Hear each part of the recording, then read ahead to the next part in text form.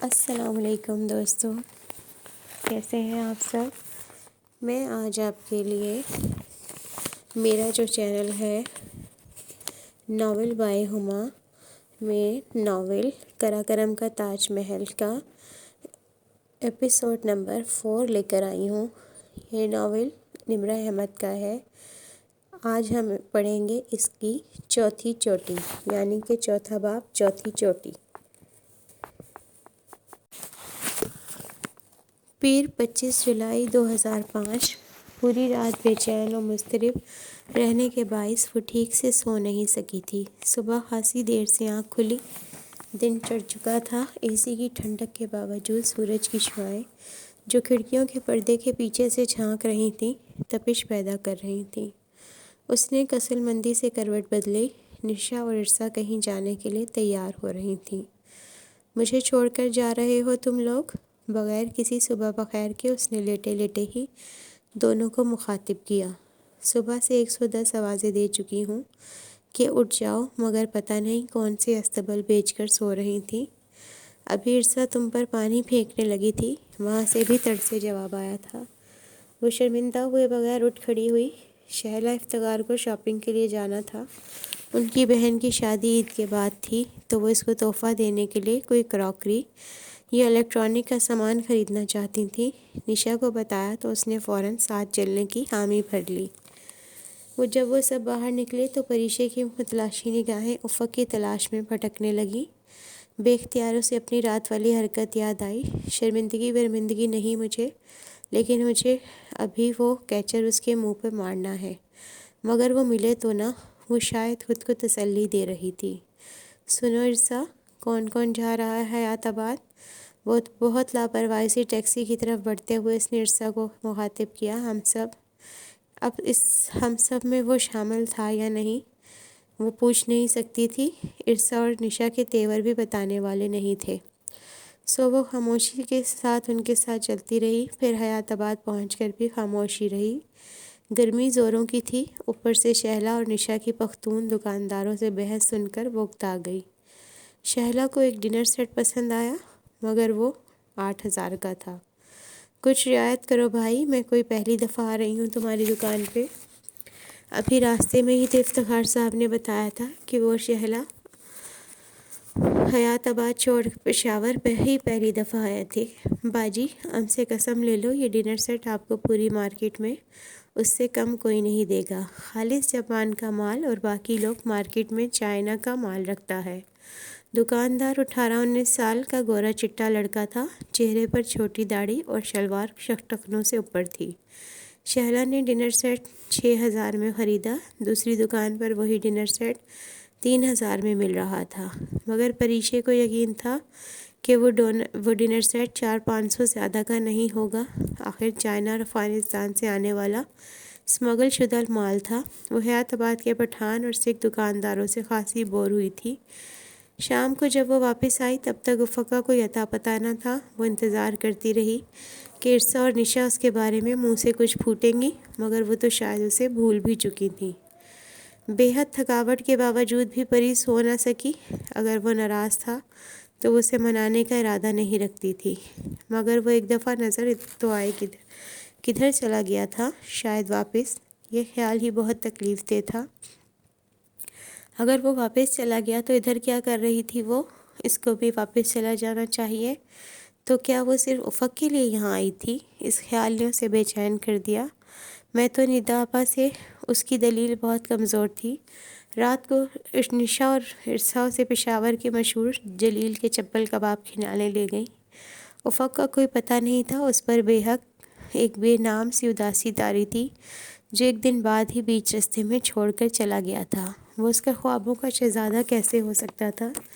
Jail کے اوپر restaurant میں سبز گھاس پر رکھی کرسی پر بیٹھی وہ یہی سوچ رہی تھی۔ لان کی طرف کے سبز گھاس سے ڈھکے تاراضی کی چاروں طرف سفید باڑ لگی تھی۔ رات کا وقت تھا اور مدھم روشنی اچھی لگ رہی تھی۔ تمہیں کچھ اور لینا ہو تو بتا دو، نشا نے اس کی رائے مانگی۔ اس نے چونک کر نشا اور بارودی ویٹر کو دیکھا، پھر نفی میں سر ہلایا۔ نہیں، وہ تو ٹھیک سے سن بھی نہیں پائی تھی کہ ارشا اور نشا نے کیا آرڈر دیا تھا، سجی اور شاید چپل کباب۔ اس کا دماغ تو سیف اور افق کے درمیان پھنسا تھا۔ معاف کرنا لڑکیوں، میں ہرگز دیر سے نہیں آنا چاہتا تھا، مگر راستے میں مجھے ایک دلچسپ آدمی مل گیا جو کسی زمانے میں رپورٹرز تھا۔ اس سے باتیں کرتے ہوئے وقت کا احساس ہی نہیں ہوا۔ بہت معذرت، نہایت عجلت میں ہمیشہ کی طرح بشاش لہجے میں کہتے ہوئے اس دراز قد اور ستوہ ناک والے ترک سیاح نے ارسا کی ساتھ والی کرسی سنبھالی۔ ایک لمحے کو تو پریشے کا دل اچھل کر حلق میں آ گیا، مگر دوسرے ہی لمحے وہ شانت ہو گئی۔ اسے لگا جیسے اس کا کوئی گمشدہ حصہ واپس مل گیا ہو۔ وہ آ گیا تھا، اسے چھوڑ کر نہیں گیا تھا۔ یہ احساس ہی دن بھر کی مزمل طبیعت کو قرار دینے کو کافی تھا۔ وہ ایک دم اتنی پرسکون ہو گئی کہ اسے بے اختیار خود پر حیرت ہوئی۔ اچھا، وہ کیا کہہ رہا تھا؟ ارسا نے بہت دلچسپی سے پوچھا۔ وہ ایسے بیٹھے تھے کہ پریشے کی بائیں طرف نشا اور سامنے افق تھا، اور نشا کے سامنے ارسا بیٹھی تھی۔ افق مسکراتے ہوئے اسے وہ باتیں بتانے لگا جو اسے پورٹر سے معلوم ہوئی تھیں۔ ایک دفعہ بھی اس نے نظر اٹھا کر پریشے کو نہیں دیکھا تھا۔ اور نشا، تمہارا دن کیسا گزرا؟ کارخانہ بازار میں دماغ تو خالی ہو گیا ہوگا اب تک۔ اس نے رخ سیدھا کر کے نشا کو مخاطب کیا۔ پریشے کو وہ مکمل نظر انداز کر رہا تھا۔ بہت تھکا دینے والا۔ ایک آدمی 15,000 کا قالین بیچ رہا تھا۔ میں نے جان چھڑانے کو کہا 1500 میں دے دو، اور تم یقین کرو گے وہ بولا کہ ہاں لے لو میرے خدایا۔ افق لبوں پر ہلکی سی مسکراہٹ لیے دھیان سے سن رہا تھا۔ خود کو یوں نظر انداز ہوتے دیکھ کر وہ اپنے ناخنوں سے کھیلنے لگی۔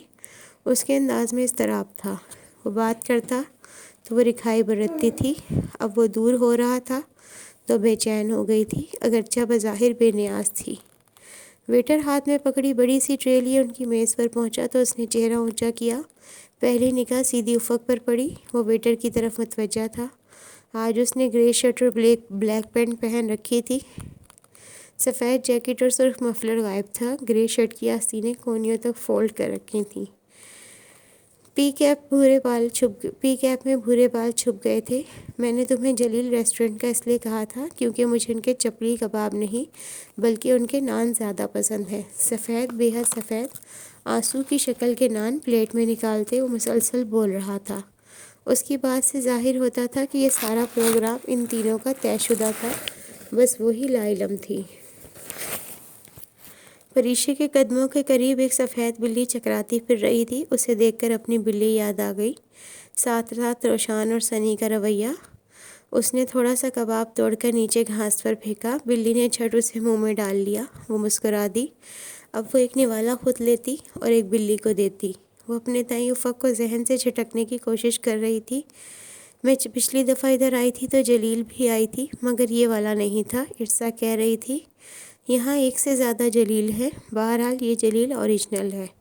وہ واقعی ان کے ملک کو بہت زیادہ جانتا تھا۔ ویسے افق بھائی، آپ کو دیکھ کر لگتا نہیں کہ آپ اتنا کھاتے ہیں۔ ایک کوہ پیما کے لیے یہ خاصی عجیب بات ہے۔ دیکھو، میرا زندگی کا فلسفہ یہ ہے کہ دنیا میں دو طرح کے لوگ ہوتے ہیں، ایک وہ جو کھا کر مرتے ہیں اور دوسرے وہ جو بغیر کھائے مرتے ہیں۔ مرنا سب نے ہے، سو بہتر ہے کھا کر مرا جائے۔ وہ سر جھکائے بلی کو کباب کے چھوٹے چھوٹے ٹکڑے کھلا رہی تھی۔ ویسے آپ نے سارا دن کیا کیا؟ ہمارے بغیر بور تو ہوئے ہوں گے نا؟ قطعاً نہیں، میں میوزیم اور دیگر ٹورسٹ اٹریکشن دیکھ آیا ہوں اور میں نے خوب مزہ کیا جو آزادی تنہائی میں ہوتی ہے۔ یقین جانو، دو لڑکیوں کے ساتھ ہرگز نہیں مل سکتی۔ اس نے 3 کے بجائے 2 لڑکیاں کہا تھا۔ اس کے دل کو تکلیف ہوئی۔ آپ نے چاول وغیرہ لیے؟ ہاں، اور مچھلی بھی۔ اوہ ارسا، میں بچہ نہیں ہوں، پچھلے 14 سال سے کوہ پیمائی کر رہا ہوں۔ وہ بے اختیار ہنسا تھا۔ میں نے فوڈ سپلائی بالکل درست رکھی ہے۔ انشاءاللہ ہم راکا پوشی کی چوٹی پر بھوک سے نہیں مریں گے۔ ویٹر بل لے آیا تھا۔ افق نے بل خود ادا کیا۔ وہ ان کے ہمراہ ہوتا تو ریسٹورنٹ کا بل، ٹیکسی کا بل اور ٹپ وغیرہ خود دیتا تھا۔ نشا نے بہت دفعہ ٹوکنے کی کوشش کی، مگر اس معاملے میں وہ خاصی انا والا تھا۔ اب بھی اس نے 100 روپیہ ٹپ رکھی تو ویٹر حیران سا ہو گیا۔ یہ کیا ہے سر؟ رکھ لو، نیور مائنڈ۔ وہ اٹھ کھڑا ہوا۔ بلی، جس کا پیٹ آدھا چپل کباب کھا کر بھی نہیں بھرا تھا، پریشا کے قدموں کے ساتھ لوٹنے لگی۔ وہ البتہ چھنبے سے ویٹر کو حیرانگی کو دیکھ رہی تھی۔ یہ اسے بعد میں معلوم ہوا تھا کہ پشاور میں ٹپ یا بخشش کا کوئی رواج نہیں بھرا تھا۔ وہ پرس اٹھا کر 2 قدم آگے بڑھی تو بلی نے بے اختیار میاؤں کی آواز نکالی۔ اس نے پلٹ کر پیچھے دیکھا۔ افق میز کے پیچھے سے نکل کر آ رہا تھا۔ افق نے اس کی نگاہوں کے تعاقب میں بلی کو دیکھا۔ اوہ ہاؤ سویٹ! جھک کر اس نے بایاں بازو بڑھایا اور بلی کو اٹھا لیا۔ اب وہ اس کی نرم فر پر ہاتھ پھیرتے ہوئے اسے پیار کر رہا تھا۔ ٹیوب لائٹ کی دور سے آتی مدھم روشنی اور چاند کی چاندنی اس کے چہرے کے نقوش کو بہت خوبصورت بنا رہی تھی۔ بلی نے اس کے پیار کا خاصا برا منایا، ایک دم چھلانگ لگا کر پریشے کے قدموں میں آئی اور اپنی کمر اور دم اس کے پاؤں سے رگڑنے لگی۔ اس نے چونک کر قدموں میں لوٹتی بلی کو دیکھا، پھر گردن اٹھا کر افق کو وہ بلی پر ایک نگاہ ڈالتا سائڈ سے نکل گیا۔ اسے بے اختیار رونا سا آ گیا۔ وہ ایسا کیوں کر رہا تھا؟ اتنی بے اتنائی اور بے رخی کیوں برت رہا تھا؟ جھک کر اس نے بلی کی سفید نرم کھال پر چمکاڑنے والے انداز میں ہاتھ پھیرا۔ اسی کھال کو ابھی افق نے چھوا تھا۔ اس کے لمس کی تمازت اسے محسوس ہوئی۔ اس نے ہاتھ کھینچ لیا، تقریباً بھاگتی ہوئی ریسٹورنٹ سے نکل آئی جہاں وہ سب کھڑے اس کا انتظار کر رہے تھے۔ افق البتہ ایک چھوٹے سے بچے کی جانب متوجہ تھا جو بھیک مانگ رہا تھا۔ اس کا لباس ابتر اور پاؤں ننگے تھے۔ یہ لو اور ان سے شوز خریدنا۔ افق نے 500 کا نوٹ بچے کی طرف بڑھایا۔ بچے نے وہ جھپٹ لیا اور تیزی سے وہاں سے بھاگ گیا کہ کہیں وہ واپس نہ مانگ لے۔ افق بے چینی اور فکر مندی سے اس بچے کو دیکھتا رہا، پھر اس نے بے اختیار سر جھٹکا۔ کاش میں ان پہاڑوں میں بسنے والے بچوں کے لیے کچھ کر سکوں۔ وہ خاموشی سے لب کاٹتی سر جھکائے ٹیکسی میں بیٹھ گئی۔ منگل 26 جولائی 2005۔ ہوٹل کی لابی میں استقبالیہ ڈیسک کے سامنے دیوار کے ساتھ چند صوفے رکھے تھے۔ وہ ایک صوفے پر ٹانگ پہ ٹانگ رکھے بیٹھی اخبار دیکھ رہی تھی۔ شہ سرخیوں پہ نگاہیں دوڑاتے ہوئے باقی لوگوں کے نیچے اترنے کا انتظار کر رہی تھی۔ ظفر پہلے ہی باہر بس کے ساتھ کھڑا تھا، اس کے علاوہ ابھی تک سب اوپر تھے۔ انٹرنیشنل کال ریلیز ہے۔ انگریزی لب و لہجہ اس کی سماعت سے ٹکرایا۔ اخبار پڑھتے پڑھتے اس نے سر اٹھا کر دیکھا۔ وہ اس کی جانب کمر کیے استقبالیہ ڈیسک پر کوہنی رکھے قدرے جھک کر استقبالیہ کلرک سے کہہ رہا تھا۔ اس کی گردن کے پچھلے حصے سے اسے صرف مفلر دکھائی دے رہا تھا، بھورے بالوں پر پی کیپ تھا۔ اس نے شاید ابھی تک پریشے کو نہیں دیکھا تھا۔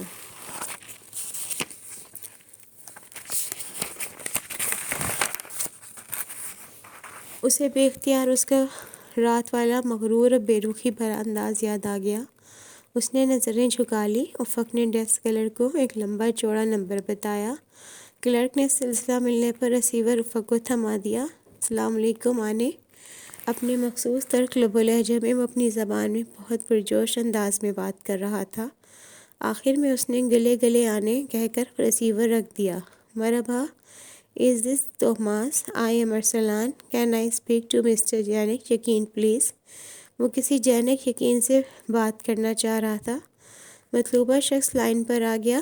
وہ ایک دم بہت بے تکلف انداز میں بات کرنے لگا۔ انگریزی کے چند جملوں سے وہ اتنا سمجھ چکی تھی کہ مخاطب سے اس کی خاصی بے تکلفی تھی اور وہ اس کو اپنے پشاور سے سوات جانے کے بارے میں آگاہ کر رہا تھا۔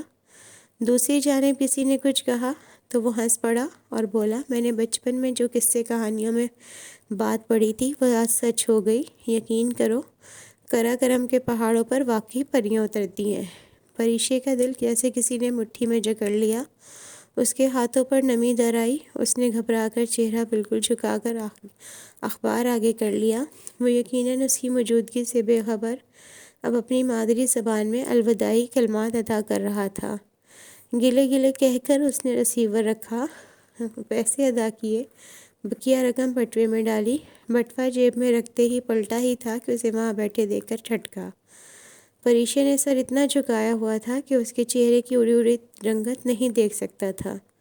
بس ایک لمحے کو وہاں رکا اور باہر نکل گیا۔ اس نے اخبار میز پہ رکھ دیا اور اپنا سر دونوں ہاتھوں میں تھام لیا۔ یہ اس کے ساتھ کیا ہو رہا ہے؟ وہ جسے اس کی بے رخی اور بے اتنائی سمجھ رہی تھی، وہ سوائے ایک مصنوعی کھول کے کچھ نہ تھا، اور وہ خود مسلسل 3 دن سے اس کے متعلق کیوں سوچ رہی تھی؟ وہ ایک منگنی شدہ لڑکی تھی، حالانکہ منگنی کوئی شرعی تعلق نہ تھا، لیکن پھر بھی اسے لگتا تھا کہ سیف کے علاوہ کسی کے متعلق سوچنا نہیں چاہیے، اس لیے اسے خود سے دور رکھ رہی تھی، اصل میں خود سے لڑ رہی تھی۔ وہ کب بس میں بیٹھی، بس کب چلی، اسے کچھ ہوش نہ تھا۔ اس نے سیٹ کی پشت سے ٹیک لگا کر آنکھیں موند لیں۔ زندگی کی سچائیاں اور حقیقتیں کتنی تلخ ہوتی ہیں۔ وہ کفس میں قید تھی اور اپنی مرضی سے سوچ بھی نہیں سکتی تھی۔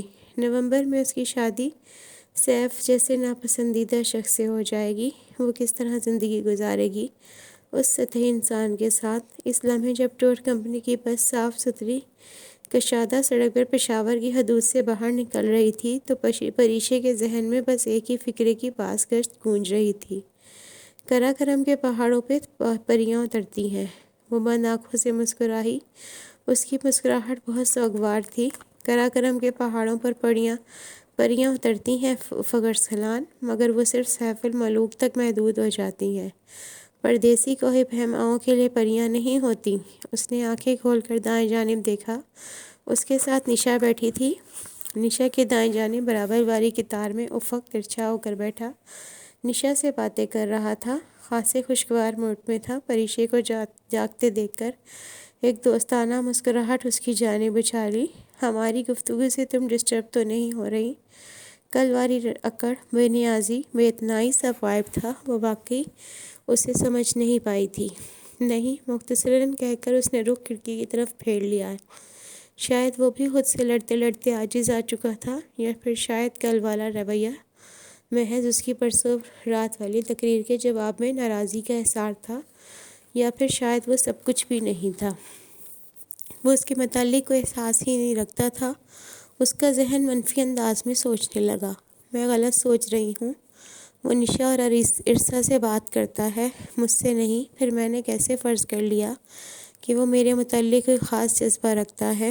وہ تو نگر نگر پھرنے والا ایک مسافر ہے، جو دنیا کے سب سے حسین پہاڑ کو سرک کو عزم کرنے کے لیے میرے دیس آیا ہے، اور چند دن ان خوبصورت وادیوں، چشموں اور پہاڑوں کے درمیان بتا کر اسے یہاں سے چلے جانا ہے۔ وہ جانے ہی کے لیے تو آیا ہے۔ پھر میں اتنی جذباتی کیوں ہو رہی ہوں؟ مجھے اس کے ساتھ نارمل رویہ اختیار کرنا چاہیے۔ وہ اس کا ہم سفر تھا۔ وہ کیوں خواہ کی خود سے جنگ لڑ رہی تھی؟ افق کو تو واپسی ترکی جا کر شاید یہ یاد بھی نہ رہے کہ مارگلہ کے پہاڑوں پر جب بادل اترے ہوئے تھے تو گھوڑا دوڑاتے بیچ سڑک پر اسے کوئی لڑکی ملی تھی۔ سیاح تو بہت کٹھور ہوتا ہے، خوبصورت مناظر پلکوں میں جذب کر کے اپنے دیس لوٹ جاتا ہے، پھر پلٹ کر نہیں آتا۔ تو وہ کیوں اپنے اندر کوئی جذبہ پالنے لگی تھی؟ اس کا دل قدرے ہلکا ہوا، کوئی پریشانی جیسے ختم ہو گئی۔ اگر اس کے اندر کوئی جذبہ پنپ بھی رہا تھا تو اس نے اس قطرے جتنے جذبے کو سختی سے سیپ میں بند کر کے اپنے دل کے وسیع سمندر میں دفن کر دیا۔ گاڑی کا انجن قدرے گرم ہو گیا۔ میں نے سوچا اس میں پانی ڈال لوں، آپ چاہیں تو آس پاس گھوم لیں۔ گاڑی اچانک روک کر سفر نے وضاحت دی۔ دوسرے مسافروں کے ہمراہ بس سے باہر نکلی تو اسے احساس ہوا کہ بس کافی دیر سے درگئی کے پہاڑوں پر چڑھ چکی تھی۔ اس وقت بھی وہ درگئی کے سرخ اور بھورے خشک پہاڑوں کے اوپر تھے۔ سڑک کشادہ تھی، دائیں جانب کھائی اور بائیں جانب پہاڑ تھے۔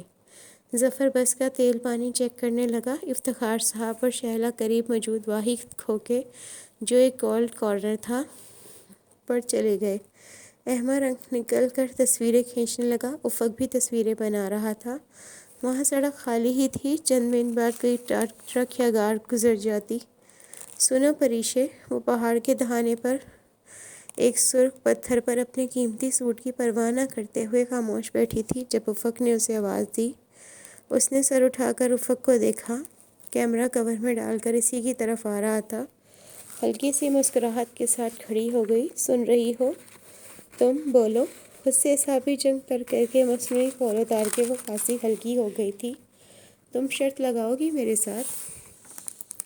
وہ کل سے مختلف اصلی والا افق لگ رہا تھا۔ بالکل، کیونکہ مجھے پتا ہے میں جیت جاؤں گی۔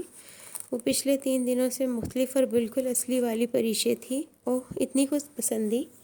وہ مسکرایا۔ خود پسندی نہیں، خود اعتمادی کہو۔ فائن، تم پلیز ایک شرط لگاؤ۔ افق کا انداز ایسا تھا جیسے وہ وہ بچپن سے دوست رہے ہیں۔ ہاں اب بتا بھی دو۔ وہ اوپر جھاڑی میں دیکھ رہی ہو، وہ تقریباً یہاں سے 40 فٹ اونچی ہے۔ تم میرے ساتھ ایک ریس لگاؤ، دیکھتے ہیں پہلے کون پہنچتا ہے۔ افق نے ہاتھ سے اوپر جھاڑی کی طرف اشارہ کیا۔ ایک مخلصانہ مشورہ دوں، اگر اسی وقت یہاں سے نیچے چھلانگ لگا دو تو یقین کرو بہت جلدی اوپر پہنچو گے۔ ویری فنی، میں ارسا اور نشا کو بلاتا ہوں، وہ ججز ہوں گی۔ وہ پلٹ کر ان دونوں کو بلانے چلا گیا۔ جو جیتے گا اسے کیا ملے گا؟ ان تینوں کے واپس آنے پر پریشے نے پوچھا۔ نشا کو اس کے رویے کی تبدیلی پر خوشگوار حیرت ہوئی۔ مرسیڈیز یا بینز؟ نہیں، تبت کا ریٹرن ٹکٹ، ارسا فوراً بولی۔ پوری دنیا امریکہ انگلینڈ جانے کی خواہش کرتی ہے، لیکن تم کوہ پیما تبت سے کبھی آگے مت بڑھنا۔ نشا ان لوگوں میں سے تھی جن کا کوہ پیمائی کے متعلق علم کلف ہینگر اور ورٹیکل لمٹ جیسی فلموں تک محدود تھا۔ البتہ تبت سنو کریم کے حوالے سے تھوڑا سا زیادہ جانتی تھی۔ اچھا خاموش رہو تم دونوں، میں بتاتا ہوں۔ جو ہارے گا اسے جیتنے والے کا ڈیئر پورا کرنا ہوگا، ٹھیک؟ ٹھیک، تم میرا ڈیئر پورا کرنے کے لیے تیار رہنا۔ وہ اعتماد سے مسکرائی۔ دیکھتے ہیں مادام۔ اس کا انداز بھی بہت چیلنجنگ تھا۔ اب شروع کرو، اس سے پہلے کہ دوسری ٹریفک آئے اور لوگ تمہارے اس بچگانہ ایڈونچر کو دیکھیں۔ پھر ان کا پہاڑوں پر پہلا ایڈونچر شروع ہوا۔ وہ خاصی پر اعتماد تھی، مگر 4 سالوں سے وہ پہاڑوں پر نہیں چڑھی تھی، نتیجتاً قدرے سست تھی اور خاردار کانٹوں اور جھاڑیوں کی پرواہ نہ کرتے ہوئے تیزی سے اپنے مطلوبہ ہدف تک وہ پہنچ گیا تھا۔ وہ چند فٹ ہی پیچھے رہ گئی تھی۔ میں جیت چکا ہوں۔ جھاڑی کو چھو کر وہ ناہموار ڈھلان میں سے راستہ بناتا اس کے قریب آیا۔ شکست کے احساس سے اس کے اندر کی کوہ پیما لڑکی خاصی بری طرح مجروح ہوئی تھی۔ میں مشکل راستے سے آ رہی تھی، جبکہ جس جگہ سے تم چڑھے تھے وہ مقامی لوگوں کا بنایا ہوا ہموار راستہ ہے اور اس سے چڑھنا خاصا آسان ہے۔ مادام، زندگی جب ایک آسان راستہ دے رہی ہو تو کٹھن راستوں سے سفر نہیں کیا کرتے۔ منزل ایک ہی تھی تو راستہ بھی میرے والا ہی چنتی۔ پریشے نے شانے اچھا دیے۔ میں ہار مانتی ہوں، بہرحال تم شاعری اچھی کر لیتے ہو۔ وہ اپنے جوگرز نیچے والے پتھر پر رکھ کر اترنے لگی۔ اترائی چڑھائی کی نسبت زیادہ مشکل تھی۔ شکریہ، اور تمہیں میرا ڈیئر تو پورا کرنے پڑے گا۔ وہ اس کے عقب میں اتر رہا تھا۔ بہتر ہے کہ وہ آپ سوات پہنچ کر ہی بتائیں، کیونکہ ظفر بلا رہا ہے۔ ارسا نے ان کی توجہ اشارہ کرتے ظفر کی طرف دلائی۔ سوات کتنی دور ہوگا یہاں سے؟ اپنی قمیض کے دامن سے چپکا ایک کانٹا الگ کرتے ہوئے پریشے نے پوچھا۔ 2 گھنٹے، جواب افق کی جانب سے آیا تھا۔ وہ اف کر کے رہ گئی۔ وہ ہر جگہ کا جغرافیہ رٹ چکا تھا۔ کبھی میں ترکی آئی نا تو تمہارے ملک کے چپے چپے کا نام حفظ کر کے تمہیں بھی یوں ہی امپریس کروں گی۔ بس کی طرف جاتے ہوئے وہ بولی۔ افق اس کے آگے تھا، اس کا ہاتھ دروازے پر تھا۔ اس کی بات سن کر ٹھٹک کر پلٹا۔ کب آؤ گی ترکی؟ اس کے لہجے میں خوشی اور آنکھوں میں امید تھی۔ وہ ہنس پڑی۔ میں مذاق کر رہی تھی۔ اس کی آنکھوں کی جوت ایک دم بجھ گئی۔ اچھا، وہ اسے راستہ دینے کو پیچھے ہوا۔ وہ دروازے کے ساتھ لگی راٹ پکڑ کر اندر چڑھ گئی۔ اسی وقت وہ بہت مدھم آواز میں بولا، سنو، تم ہنستے ہوئے اچھی لگتی ہو، ہنستی رہا کرو۔ پریشے کے چہرے سے مسکراہٹ ایک دم غائب ہوئی۔ اس کی بھویں تن گئی۔ وہ تیزی سے اپنی جگہ پر بیٹھی اور سختی سے لب نیچے کھڑکی سے باہر دیکھنے لگی۔ وہ اس کے موڈ کی خرابی کو دیکھ نہ سکا تھا۔ تقریباً 10:30 کے قریب وہ لوگ ان پہاڑوں تک پہنچ چکے تھے، جن کے دامن میں وادی سوات کا خوبصورت دریا درائے سوات بہتا تھا۔ یہ انسانی فطرت ہے کہ پانی کے قریب جا کر وہ خود کو بہت حشاش بشاش محسوس کرتا ہے۔ قدرتاً جب ہم دریا کے قریب ہوتے ہیں تو خود کو بہت تازہ تم محسوس کرتے ہیں۔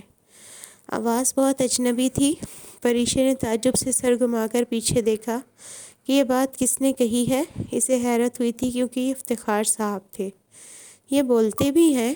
میں تو سمجھی تھی گونگے ہیں۔ نشا نے معتجب انداز میں اس کے کان کے قریب سرگوشی کی۔ اس کے لبوں سے ہنسی کا فوارہ چھوٹا تھا۔ سب نے، یہاں تک کہ ڈرائیو کرتے ظفر نے بھی اس کی طرف دیکھا۔ وہ ہنسی کنٹرول کرنے کی کوشش کے باوجود ہنستی چلی جا رہی تھی افق اس کو یوں بچوں کی طرح ہنستے دیکھ کر مسکرایا۔ اس کی ہنسی تھم گئی۔ وہ سختی سے لب بھینچ کر کھڑکی سے باہر دیکھنے لگی۔ نشا، اپنی دوست سے کہو اس کھڑکی کے باہر خشک پہاڑ ہے، دریا تو بائیں طرف بہہ رہا ہے۔ وہ کس کو دیکھ رہی ہے؟ وہ نشا کی ساتھ والی نشست پر تھا۔ اس کی اور نشا کی نشست کے بیچ درمیانی راستہ تھا۔ وہ ایک جوگر اگلی نشست کی پشت پر اور دوسرا درمیانی راستے میں رکھے قدرے جھک کر آہستہ سے نشا سے بولا، پری تمہاری کھڑکی کے باہر خشک پہاڑ ہے، دریا تو بائیں طرف بہہ رہا ہے، تم کس کو دیکھ رہی ہو؟ پہاڑوں کو۔ اس نے چہرہ موڑے بغیر سنجیدگی سے کہا۔ لگتا ہے ڈاکٹر کا موڈ پھر سے خراب ہو گیا ہے۔ ویسے ان کو یہ دورے دن میں کتنی دفعہ پڑھتے ہیں؟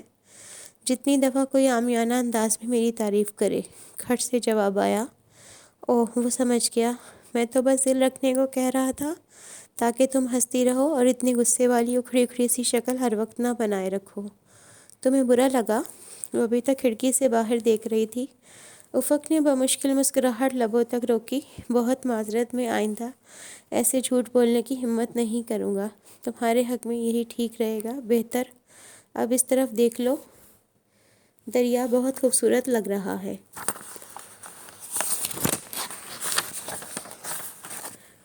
اس نے گردن کو بائیں جانب جنبش دی۔ افق مسکراہٹ چھپانے کو چہرہ اپنی کھڑکی کی طرف موڑ چکا تھا۔ اس نے افق کی کھڑکی کے کھلے شیشے کے پار نگاہ دوڑائی، پھر نگاہ پلٹ کر واپس آنا بھول گئی۔ سبزے سے ڈھکے سبز پہاڑوں کے درمیان سڑک سے کوئی 100 میٹر نیچے بل کھاتا نیلا دریا بہہ رہا تھا۔ اس کا پاٹ کسی ندی سے تھوڑا زیادہ ہی چوڑا تھا۔ پانی بے حد نیلا تھا، جس کے اوپر سفید جھاگوں سے ٹکراتے پتھروں سے ٹکرانے کے باعث پیدا ہو رہے تھے۔ کسی نیلے سانپ کی طرح بل کھاتا دریا گو کہ سڑک سے خاصا نشیب میں تھا، مگر اس میں رکھے دیو کامت پتھروں سے ٹکراتے پانی کا شور بہت بلند تھا۔ سوات اور کلام میں یہ شور آپ کا پیچھا نہیں چھوڑتا۔ دریا کے دونوں طرف کے پہاڑ سرسبز تھے، جن پر مقامی لوگوں نے فصلیں اگا رکھی تھیں۔ پہاڑ کی ڈھلوان ہموار نہیں ہوتی، سو فصلیں بھی سیڑھیوں کی شکل میں اگائی تھیں۔ یوں معلوم ہوتا تھا جیسے چوٹی تک جانے کے لیے بے شمار سبز سینے بنے ہوں۔ قبل سے گزر کر جس وقت بس منگورہ میں داخل ہوئی، وہ اپنی اور افق کی گفتگو بھلا چکی تھی۔ دراصل وہ نیلا دریا اتنا خوبصورت تھا کہ اس پر سے نگاہ ہی نہیں ہٹا پا رہی تھی۔ پھر بس شہر میں داخل ہوئی۔ سیرینا ہوٹل سعیدہ شریف کے عمارت کے قریب سے ٹرن لے کر بس مرغزار کی جانب روانہ ہو گئی، جہاں کے 5 اسٹار ہوٹل میں ان کی بکنگ تھی۔ ظفر، وہ ہوٹل رائل پیلس کہاں گیا؟ افق کھڑکی سے باہر متلاشی نظروں سے کچھ ڈھونڈ رہا تھا۔ سر، وہ جو والی سوات کا محل تھا۔ ہاں وہی۔ وہ تو اب کوئی ٹیوشن اکیڈمی بن چکا ہے۔ سفر کے انداز سے لگ رہا تھا کہ اسے والی سوات کا یہ اقدام پسند نہیں آیا۔ ویسے سر، قسم سے وہ بہت خوبصورت ہوٹل تھا۔ ہاں وہ بہت خوبصورت تھا۔ میں 2 سال پہلے ادھر آیا تھا تو ایک دن رہا تھا وہاں۔ اسے ٹیوشن سینٹر بنا کر والی سوات نے اچھا نہیں کیا۔ پری نے چونک کر افسوس سے سر ہلاتے افق کو دیکھا۔ پرسوں شام جب نشا نے اس سے 2 سال قبل پاکستان آنے کے متعلق استفسار کیا تو وہ ٹال گیا۔ 2 سال پہلے کیوں آیا تھا؟ ایسا کون سا کام تھا جن کے متعلق وہ نہیں بتاتا تھا؟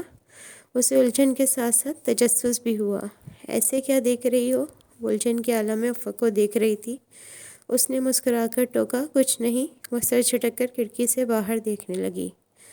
مرغزار جانے والا راستہ شہر سے دور ہٹ کر خاصا سنسان اور پرسکون تھا۔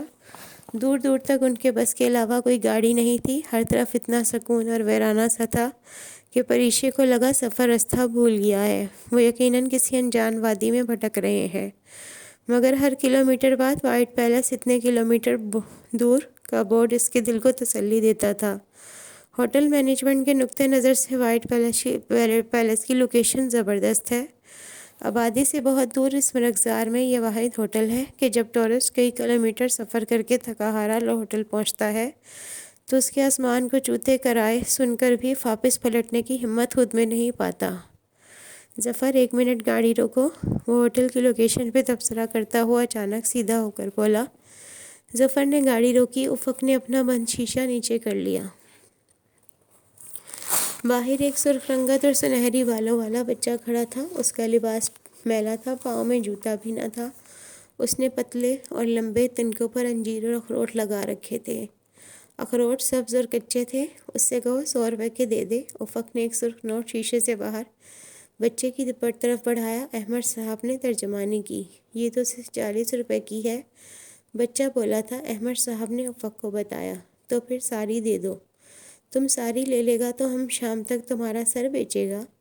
بچہ سارے انجیر دینے پر راضی نہ تھا۔ احمد صاحب ترجمانی کر رہے تھے۔ اوہو، تو دے دو اور باقی پیسے رکھ لو۔ افق، وہ ایسے نہیں رکھے گا، تم اس سے صرف 20 روپے کی انجیر خرید سکتے ہو۔ اچھا۔ افق نے 10 کے 2 نوٹ باہر بچے کو دیے۔ اس نے 2 ٹہنیاں اس کی طرف بڑھائیں، بس پھر سے چل پڑی تھی۔ پریشے جانتی تھی افق کو انجیر کھانے کا کوئی شوق نہ تھا، وہ بس اس بچے کی مدد کرنا چاہتا تھا۔ تھوڑی دیر بعد ہی وہ باقی لوگوں میں انجیر بانٹ رہا تھا۔ تم خود بھی کھاؤ نا، میں پھل وغیرہ نہیں کھاتا۔ اس نے لاپرواہی سے شانے چھٹکے۔ ظفر نے بس روک دی۔ بس سے باہر نکلتے ہوئے اس نے بالوں میں لگے کیچر کو جکڑنا چاہا تو اسے احساس ہوا کیچر کا 2 رنگا پتھر قدرے ڈھیلا ہو چکا تھا۔ بس ایک بار کیچر گرنے کی دیر تھی، پھر وہ الگ ہو جاتا۔ اس نے وہ افق کو واپس کرنے کا سوچا، مگر جانے کی اس کا دل ہی نہ چاہا کہ وہ اسے واپس کرے۔ اب وہ اسے اپنے پاس رکھنا چاہتی تھی، ہمیشہ کے لیے۔ وہاں ایک کھلا سا پارکنگ لاٹ بنا تھا جس کے آخر میں خاصی چوڑی سیڑھیاں تھیں۔ پارکنگ لاٹ کے بائیں جانب ڈھلان تھی۔ وہاں چند فٹ نشیب میں 3-4 دکانیں تھیں جن پر سواتی شالیں لٹکتی دکھائی دے رہی تھیں۔ دکانوں کے بائیں طرف پہاڑ ختم ہو جاتا تھا اور آگے کھائی تھی جس میں چشمہ بہہ رہا تھا۔ بہتے پانی کی آواز اسے بہت پسند تھی۔ سیڑھیوں کے اختتام پر دور تک پھیلا سبز لان تھا جس میں سنگ مرمر کے بینچ اور کرسیاں میز پر رکھی تھیں۔ لان کے اختتام پر سفید رنگ کا ایک محل تھا، دودھ کی طرح سفید، اتنا خوبصورت کہ اس کے اوپر نگاہ نہ ٹھہرتی تھی۔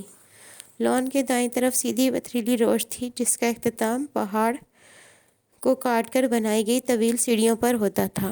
یہ سیڑھیاں وائٹ پیلس کی بلڈنگ سے ہٹ کر تھیں۔ پری، یہ ہوٹل میں نے دیکھ رکھا ہے، وہ ڈرامہ موم کا چہرہ یہیں تو شوٹ ہوا تھا۔ نشا نے آہستہ سے اسے بتایا۔ شعلہ رفتگار کو اس روش کے دائیں جانب بنے کمروں میں سے ایک مل گیا جبکہ باقی سب کو دوسری منزل پر کمرہ ملا تھا۔ مجھے نہیں رہنا دوسری منزل پر؟ نانگا پر سر کرنا آسان ہے، وائٹ پیلس کی سیڑھیاں چڑھنا مشکل ہے۔ افق نے یہ سنتے ہی کہ اسے دوسری منزل پر رہنا ہوگا منہ بنایا، مگر کسی نے اس کی بات کو اہمیت نہ دی۔ وائٹ پیلس کی وہ سفید عمارت دراصل اس کی پہلی منزل تھی۔ پتھریلی روش کی بائیں جانب جہاں چند کمرے اور دکانیں تھیں، ان کے آگے طویل سیڑھیاں پہاڑ کے اوپر لے جاتی تھیں جہاں دوسری منزل تھی۔ وائٹ پیلس کی 4 منزلیں اسی طرح مختلف بلندیوں پر مگر ایک ہی پہاڑ پر اوپر تلے بنی تھیں۔ وہ سیڑھیاں واقعی مشکل تھیں، یہ احساس انہیں عبور کرتے ہی ہو گیا تھا۔ دور سے دیکھنے میں یہ طویل سیڑھیاں جتنی خوبصورت لگتیں، انہیں چڑھنے لگو تو اتنا ہی تھکاتی ہیں۔ اف اللہ! سیڑھیاں نیچے اترتے ہوئے اس نے بے اختیار جھنجھلا کر دائیں طرف نصب پنجرے پہ ہاتھ مارا تو اندر بیٹھا خوبصورت مور سہم کر پیچھے ہوا۔ سوری!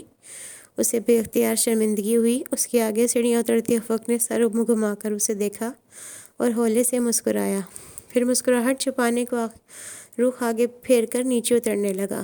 اس نے اس کی مسکراہٹ نہیں دیکھی تھی، وہ بہت محصور ہو کر اس کی خوبصورت مور کو دیکھ رہی تھی۔ ان سیڑھیوں کے دائیں اور بائیں جانب بہت بڑے بڑے پنجرے بنے تھے جیسے چڑیا گھر میں ہوتے ہیں۔ ان پنجروں میں مختلف پرندے، مور اور بندر مقید تھے۔ اسے افسوس ہوا کہ اس نے اتنے خوبصورت مور کو ڈرا دیا۔ رک کیوں گئی ہو؟ چلو! نشا نے پلٹ کر اسے دیکھا، پھر وہ سر جھٹک کر سیڑھیاں اترنے لگی۔ چاروں نیچے جھرنے پر جا رہے تھے۔ پتھریلی روش جہاں ختم ہوتی، جہاں سے پارکنگ لاٹ جانے کے لیے چند بے حد چوڑے زینے بنے تھے، اس جگہ پر ناشپاتی کا ایک درخت تھا جس کے تنے کے ساتھ کرسی پر ایک بوڑھا سیکیورٹی گارڈ بیٹھا تھا۔ یہاں سے ناشپاتی نہیں توڑ سکتے۔ اس نے بڑی حسرت سے درخت کو دیکھا۔ افق دھیرے سے مسکرایا۔ وہاں جھرنے کے اوپر دائیں طرف کے پہاڑ پر چڑھتے جاؤ تو آگے جنگل ہے، وہاں جنگلی ناشپاتی کے بہت سارے درخت ہیں، وہاں سے درخت توڑ لینا، اس درخت کو تو یہ آدمی تمہیں ہاتھ بھی نہیں لگانے دے گا۔ اس کی آواز میں تھکاوٹ تھی۔ تم ادھر ہی پیدا ہوئے تھے یا یہ انفارمیشن ہم پر اپنے علم کا روب چھاڑنے کو دیتے ہو؟ نہیں، اصل میں جینک جنگلی ناشپاتی بہت شوق سے کھاتا ہے۔ پچھلی دفعہ وہ میرے ساتھ آیا تو وہاں چشمے کے اوپر ہم نے ناشپاتی کے درخت دریافت کیے تھے۔ جینک کون؟ ارسا اور نشا نے پارکنگ لاٹ کی احاطہ پور کرتے بیک وقت پوچھا تھا۔ میرا دوست جینک، یقین۔ اس کی آواز قدرے یسمردہ سی تھی، آنکھیں بھی سرخ ہو رہی تھیں، شاید وہ سفر کے باعث تھک گیا تھا۔ جھرنے کی لکڑی کا پل عبور کر کے وہ دوسرے پہاڑ پر مقامی لوگوں کے بنائے گئے کچے رستے پر اوپر چڑھنے لگے۔ راستہ بہت کچا تھا، پریشے کی جوگرز پر مٹی لگ رہی تھی۔ اس نے ہاتھ سینے پر باندھ رکھے تھے اور سر جھکا ہوا تھا۔ افق جینز کی جیبوں میں ہاتھ ڈالے اس کے برابر میں چند قدم کا فاصلہ رکھے چل رہا تھا۔ وہ رہے ناشپاتی کے درخت۔ افق کی آواز پر اس نے چلتے ہوئے سر اٹھا کر اوپر دیکھا، وہاں درختوں کے جھنڈ تھے۔ اسے سامنے پڑا پتھر دکھائی نہیں دیا۔ اس کا پاؤں پتھر سے ہلکا سا ٹھڑکرایا اور وہ جھٹکا کھا کر لڑکھڑائی۔ افق نے تیزی سے اس کا ہاتھ پکڑ کر کھینچا۔ وہ لڑکنے نہیں لگی تھی بلکہ ہلکی سی لڑکھڑائی تھی، مگر وہ سمجھا تھا کہ وہ پہاڑ سے گرنے لگی ہے، اس لیے فوری طور پر رد عمل کے تحت اس کا ہاتھ پکڑ کر سہارا دیا، پھر فوراً ہاتھ چھوڑ دیا۔ ارشا اور نشا اس سے کافی آگے جا چکی تھیں۔ وہ چلنے کے بجائے اسے رک کر دیکھنے لگی۔ قدرے وضاحت والے انداز میں بولا، سوری، میں سمجھا تم گرنے لگی ہو۔ تمہارا دماغ درست ہے؟ وہ اس کے سامنے کھڑی اسے گور رہی تھی۔ پری میں، اس نے اس کی بات سنے بغیر اس کی کلائی تھامی۔ تمہیں بخار ہے؟ اتنا تیز بخار؟ ہاتھ دیکھو کتنا گرم ہو رہا ہے اور نبض دیکھو کیسے دوڑ رہی ہے، اور تم ریسٹ کرنے کے بجائے ہائیکنگ کرنے نکلے ہو۔ ہاں، اسے اس لاپرواہ انسان پہ بہت غصہ آیا۔ تم سے اتنا بھی نہیں ہوا کہ مجھے ہی بتا دو؟ میں ڈاکٹر ہوں، تمہیں دوائی تو دے ہی سکتی تھی، مگر تمہیں خود کو اذیت دے کر اپنے آپ کو بہادر کہلوانے کا شوق ہے۔ تم انتہائی فضول انسان ہو۔ فوراً واپس چلو میرے ساتھ۔ وہ جو پہلے بکلا گیا تھا اب مسکراہٹ دانتوں تلے دبائے سر جھکائے اس کی ڈانٹ سن رہا تھا۔ معاف کرنا ڈاکٹر، میرا نہیں خیال کہ اتنا بیمار ہوں کہ بستر سے لگ کر بیٹھ جاؤں۔ یہ فیصلہ کرنے والے تم نہیں، میں ہوں، سمجھے تم؟ وہ واپس جانے کو پلٹی، پھر سر جھکائے اس کی فکر مندی بھرے غصے سے محظوظ ہوتا اس کے پیچھے چل پڑا۔ وہ بڑبڑاتی ہوئی پہاڑ سے نیچے اتر رہی تھی۔ ڈاکٹر، میں واقعی اتنا زیادہ؟ وہ جھٹکے سے پیچھے مڑی۔ وہ اس کے عقب میں محض ایک قدم کے فاصلے پر تھا۔ اس کے ایک دم مڑنے پر فوراً پیچھے نہ ہوا ہوتا تو اس سے ٹکرا جاتا۔ سنو، تمہیں آخری مرتبہ بتا رہی ہوں، میرے سامنے اپنا منہ بند رکھو۔ مجھے بڑبڑاتے ہوئے مریض زہر لگتے ہیں۔ افق نے تابعداری سے لبوں پر انگلی رکھ لی۔ سوری ڈاکٹر، اب نہیں بولوں گا۔ اس کے لہجے اور شہد رنگ آنکھوں سے شرارت جھلک رہی تھی۔ ہاں ٹھیک ہے، چلو۔ وہ اس کے آگے چلنے لگی۔ ویسے کتنی دیر تک نہیں بولنا؟ جب تک میں نہ کہوں، اور اب خاموش رہو۔ وہ اس کے آگے چلتی ہوئی اوپر کمروں تک لے آئی۔ اسے پیراسیٹامول کی 2 گولیاں دے کر سختی سے سو جانے کو کہا۔ مگر میں سونا نہیں چاہتا۔ خاموش، بالکل خاموش۔ ڈاکٹر کے سامنے اپنی زبان بند رکھا کرو۔ اس کو باقاعدہ ڈانٹ کر وہ اس کے کمرے سے آ گئی۔ دوسری منزل پر کمروں کی 2 متصل قطاریں تھیں۔ سامنے لان تھا جو مستطیل شکل کا تھا۔ وہ اپنے بیگ سے ڈائری اور پین نکال لائی اور لان کے وسط میں بچھی کرسیوں میں سے ایک پر بیٹھ کر اپنے سفر کے متعلق لکھنے لگی۔ جب اسے یقین ہو گیا کہ آس پاس اس کے سوا کوئی نہیں ہے تو اس نے جوگرز اتار کر پاؤں میز پہ رکھ لیے اور ڈائری گھٹنوں پر۔ ڈائری لکھتے ہوئے وہ گاہے بگاہے افق کی جانب نگاہ بھی دوڑا لیتی۔ ایک بار جا کر دیکھ بھی آئی، وہ آنکھوں پہ بازو رکھے سو رہا تھا۔ وہ مطمئن ہو کر واپس آئی تو ایک چھوٹا سا بندر میز پر بیٹھا اس کی ڈائری سے چھیڑ چھاڑ کر رہا تھا۔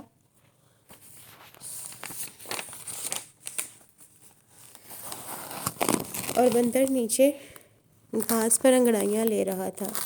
اس کو قریب آتے دیکھ کر چھوٹا بندر تو چھپاک سے غائب ہو گیا، جبکہ گھاس پر لیٹا بندر احتراماً سیدھا ہو گیا۔ اس نے مسکراتے ہوئے اپنا بال پوائنٹ بندر کی طرف بڑھایا، جسے اس نے اپنے انسان نما ہاتھوں کی مدد سے پکڑ لیا۔ کچھ دیر وہ اس سے کھیلتا رہا۔ وہ مسکراتے ہوئے اسے دیکھتی رہی۔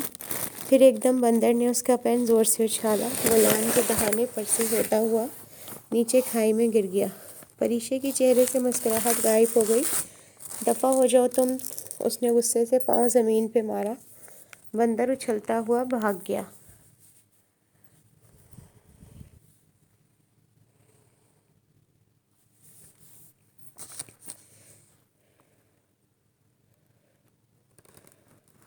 پری نے افسوس سے کھائی کی طرف دیکھا، اس کا پین اب واپس نہیں آ سکتا تھا۔ پھر وہ افق کے متعلق سوچنے لگی۔ اسے سیف کے متعلق سوچنا برا لگتا تھا، مگر افق کی باتوں، اس کی شرارت بھری شہد رنگ آنکھوں اور اس کے لبوں میں چھپی مسکراہٹ کو سوچنا اسے اچھا لگ رہا تھا۔ وہ شخص جسے 4 دن پہلے تک وہ جانتی بھی نہیں تھی، اب شناسا لگ رہا تھا۔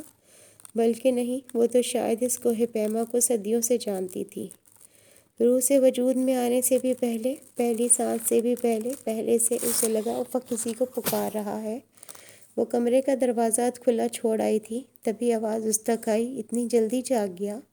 وہ جاگا نہیں تھا، شاید سو بھی نہیں رہا تھا۔ اس کا بازو اب اس کی آنکھوں پر نہیں تھا، اس کا پیشانی اور پورا چہرہ پسینے سے تر تھا۔ افق!